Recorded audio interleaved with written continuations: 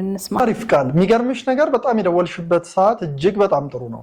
ለምን መሰለሽ ይሄን ምልሽ ያው በውጭ የሚኖረው ዲያስፖራ እንደምታውቂው ለቤተሰቡ ቋሚ ገቢን ለመፍጠር ከዛ በተጨማሪ ደግሞ የራሱን ገቢ ራሱ ተጨማሪ ገቢ ለመፍጠር እንዲሁም ደግሞ መቼም በውጭ በስደት ኑሮ አይቀርምና ወደ ሀገሩ ሲገባ የሚያርፍበት ነገር ይፈልጋል።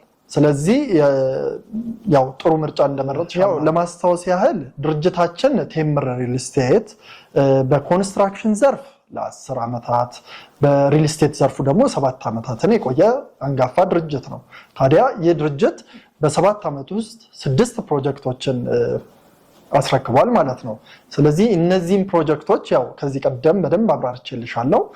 እነዚህ ሲያስረክብ በጣም በጥሩ ጥራት በጥሩ ታይም እና ዲሊቨሪ ኢሹ ሳይኖርበት በጊዜው ያስረከበ አንጋፋ ድርጅት ነው ማለት ነው። እና አንዱ አቤልን የጠየቅኩት ነገር ከዚህ በፊት ይሄንን ጥያቄ ጠይቄው ነበር። ነገር ግን ለእናንተም ግልጽ እንዲሆንላችሁ በተለይ ደግሞ እኔ የታይም ሴንሲቲቭ የሆነ ነገር ነው የመጀመሪያ ዓመቷን ብከፍልም ቶሎ እንዲሆንልኝ ፈልጋለሁ እና እስቲ በደንብ ኤክስፕሌን አድርግልን ብዬው ጠየቅኩት። አሁን ላይ የደወልሽበት ሰዓት እጅግ ጥሩ ነው የምለው ለመሰለሽ ፒያሳ አድዋ 00 ላይ G+5 የሆነ አንጋፋ ወይም ደግሞ ትልቅ የሆነ ዘመናዊ ሞል በማስገንባት ላይ ነው። ስለዚህ ምናልባት ለገቢም መፍጠሪያ እንዳልሹም ደግሞ ለልጅሽ ተጨማሪ ለየሷን ወጪ የሚሸፍንልሽ የኮሌጅ ወጪዋን ገቢ የምታገኝበት ነገር አለ ማለት ነው። ስለዚህ እሱን ትንሽ ባብራራልሽስ?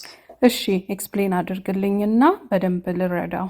አድዋ 00 ፕሮጀክት ላይ እነዚህ የንግድ ሱቆች 4708 ካሬ ላይ በጨረታ ያሸነፍነው ቦታ ነው። ፒያሳ ላይ እንደምታውቂው ከመርካቶ ቀጥሎ ትልቁ የንግድ ማዕከል ነበረ። ነገር ግን አሁን በዚህ ኮሪደር ልማቱ እነዚህ ንግድ ሱቆች ተበታትነዋል።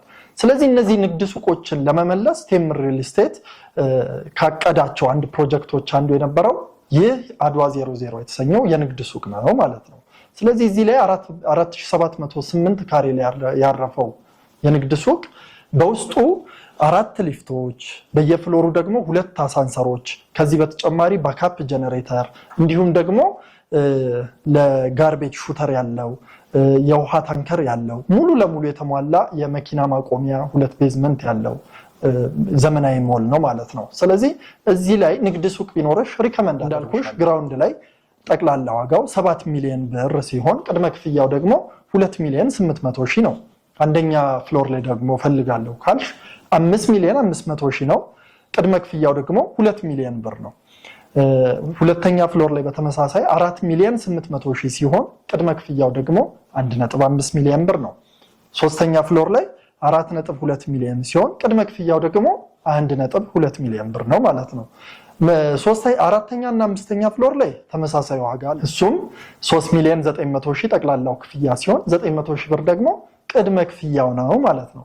ስለዚህ በ900,000 ብር ቅድመ ክፍያ የንግድ ሱቅ ባለቤት የምትሆኝበት ትልቅ እድል አለ። ስለዚህ የደወልሽው ሰዓት ጥሩ ነው ያልኩት ቃል ለዚህ ነው ማለት ነው። ሌላው ያልፈለኩት ነገር በዶላር እንደገና የኤክስቼንጅ ሬት ይለወጣል ምን የሚባል ነገር አለና እጄ ላይ ብር እንዳለ ነው ለአቤል የነገርኩት። የሚገርምሽ ጥሩ ነጥብ ነው ያነሳሽው። አንዳንድ ሪል ስቴቶች ላይ ግብይቱ የሚፈጸመው በኢትዮጵያ ብር ሳይሆን በዶላር ነው። ወደኛ ግን ወደ ቴምር ሪል ስቴት ስትመጪ ሙሉ ለሙሉ ግብይቱ በኢትዮጵያ ብር ነው። ስለዚህ ዶላር ጨመረ አልጨመረ ደንበኛችን አንቺን አይመለከትሽም። ከዛ ባሻገር ደግሞ የማቴሪያል ዋጋ ሲሚንቶ፣ ብረት፣ ነዳጅ ቢጨምር አንዴ ከከፈልሽ ዋጋ ውጪ ምንም አይነት ጭማሪ አይመለከትሽም ማለት ነው። ይሄም በአግሪመንቱ ላይ በትክክል ተጽፎ ያለ ነው ማለት ነው። ሌላው ዋነኛው ጥያቄ ለኔ ሆነው ጊዜ ሴንሲቲቭ የሆነ ነው። ቶሎ ይደርሳል ወይ? ቶሎ ገቢ ያስገባልኛል ወይ? ይሄ ጥያቄ ለምን ጥሩ ያደርገዋል መሰለሽ? አሁን እኛ እንደ ሪል ስቴት የዲሊቨሪ ኢሹ የለብንም። በ7 ዓመት ውስጥ 6 ሳይቶችን አስረክበናል ስንል ኦልሞስት በአንድ ዓመት ውስጥ 1 ሳይትን አስረክበናል ማለት ነው። ስለዚህ ዲሊቨሪ ኢሹ የለም። ከዚህ ውጪ ግን ኮማንድ የሚያደርገን ነገር አለ። ይህም ምንድነው? ቦታው መንግስት ኮማንድ የሚያደርገው ነው። እዛ ጋ አድዋ ሙዚየም አለ። ገጽታ ግንባታ ላይ በጣም ፎከስ የሚደረግበት ኤሪያ ነው። ከዚህ አንጻር የዲሊቨሪ ኢሹ ታይም 1 ዓመት ከ6 ወር ነው። የሚጨምርም የሚቀንስም አይደለም። ድርጅታችን ቴምር ሪል ስቴት በዲሊቨሪ ላይ ምንም አይነት ጥያቄ ወይም ደግሞ ምንም አይነት ኤክስኪዩዥን የለውም። በሰዓቱ የሚያስረክብ ተቋም ነው ማለት ነው። እሺ እኔ እንኳን አከፋፈሉን በደንብ አውቃለሁ፣ ኢትዮጵያም እንደዚህ አድርጌ ስለማቅ፣ ግን ለሌላ ሰው አስረዳልኝ። በጣም ጥሩ። በውጭ ለሚኖሩ ኢትዮጵያውያን ሁለት አይነት ያከፋፈል መንገድ አለ። አንደኛው የሚሆነው ያው እንግዲህ ሀሳቡን እንዲወጋራ በዙም ሚቲንግ ሊሆን ይችላል፣ በኢሜል ሊሆን ይችላል፣ በስልክ ዳይሬክት ሊሆን ይችላል፣ በዋትሳፕ ታች ላይ ባለው ስልክ አግኝተውን በመደወል ኮሚኒኬት ከኛ ጋር ካደረጉ በኋላ እዚህ ኢትዮጵያ ቤተሰብ ወኪል ካላቸው እነሱ ቢሮአችንና ሳይታችንን ጎብኝተው ውሉን ከነሱ ጋር መጨረስ እንችላለን ማለት ነው። ሁለተኛው የሚሆነው ደግሞ እዛው ባሉበት ሀገር ውስጥ ሆነው ስዊፍት ኮዳችንን በመጠቀም ያንን የስዊፍት ኮድ ነምበር አስገብተው ግብይቱን መፈጸም ይችላሉ ማለት ነው። ውሉን ደግሞ በኢሜል አታች አድርገን ሙሉ ለሙሉ የሚረከቡት ይሆናል። ምን አለ መሰለሽ እዛ ውስጥ ከፒያሳ ሳንወጣ ድርጅታችን ቴምር ሪል ስቴት ያው የተለያዩ ቦታዎች ላይ አፓርትመንቶችን ያስገነባል። ከዛ ውስጥ እዛው ፒያሳ እዛው ግብይትን እየፈጠሩ የሚኖሩበት አማራጭ ልንገርሽ። የመጀመሪያው እዛው ቸርቸል ጎዳና ኢኖቬሽን ሚኒስቴር ፊት ለፊት G+22 ዘመናዊ አፓርትመንትን በማስገንባት ላይ ነን። ታዲያ ይህ G+22 693 ሺህ ብር ብቻ በመክፈል ባለ አንድ መኝታን ቅድመ ክፍያውን በመክፈል የቤት ባለቤት መሆን ይቻላል። እዛ ላይ ከ66 ካሬ ባለ አንድ መኝታ እስከ ትልቁ 142 ካሬ ባለ 3 መኝታ ድረስ አማራጮች ለአንቺና በአንቺ ለሚመጡ ደንበኞች ወይም ደግሞ የዩቲዩብ ተከታታዮችሽ 30% መክፈል የሚችሉ ከሆነ ግማሹን ሳይሆን 30% መክፈል የሚችሉ ከሆነ የ25% ቅናሽ የምናደርግ ይሆናል ማለት ነው። ይህንን ይመስላል። በዚህ መቼም አትራክት እንደምትደረጊ ተስፋ አደርጋለሁ። ስለሽ ቃል ከሊሴው ጋር ከነገርኩሽ በተጨማሪ በአያት በጋርመንት እንዲሁም ደግሞ በሌሎች ሳይቶቻችን ላይ ከ80% በላይ ወደ መጠናቀቅ የደረሱ አፓርትመንቶች እንዲሁ አሉ ማለት ነው። ስለዚህ እነዚህንም ተመራጭ የምታደርጊ ከሆነ ከግምት ውስጥ ማስገባት ትችያለሽ። በየትኛው ላይ ግን ኢንተረስትድ ሆንሽ? እዚህ ጋር ትንሽ ብዙም ኤክሳይትድ እንዳልሆንኩ ለማስመሰል ፈልጌ ነበር፣ ነገር ግን አልቻልኩም።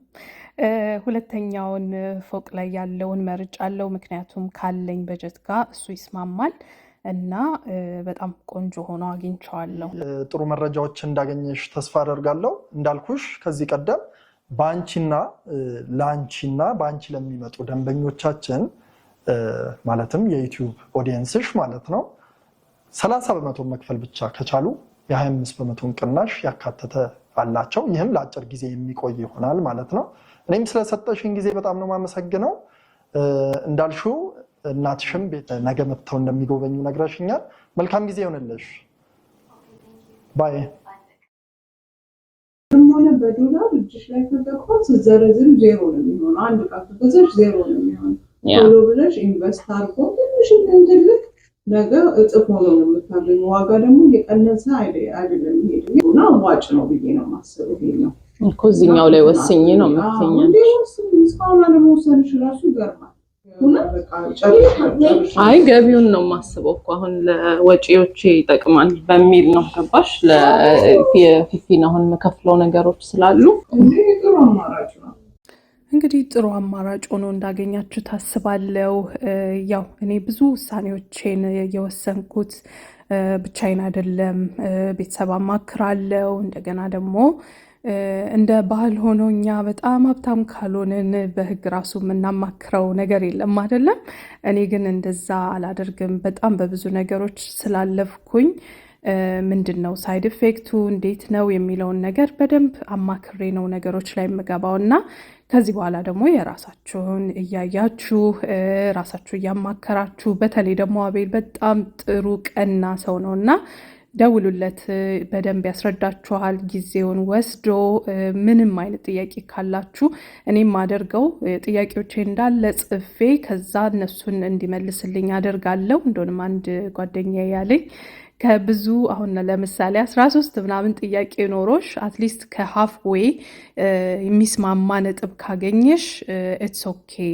በተለይ በኢንቨስትመንት ላይ ሪስክ መውሰድ እና እነዛን ነገሮች ደግሞ እናንተ በግላችሁ የምታደርጉት ነገር ይሆናል እና ከጠቀማችሁ በማለት ነው። በዛው ለሚነው ምን እንደምታስቡ ቴንክ ዩ ጋይስ። በቃ ቻው።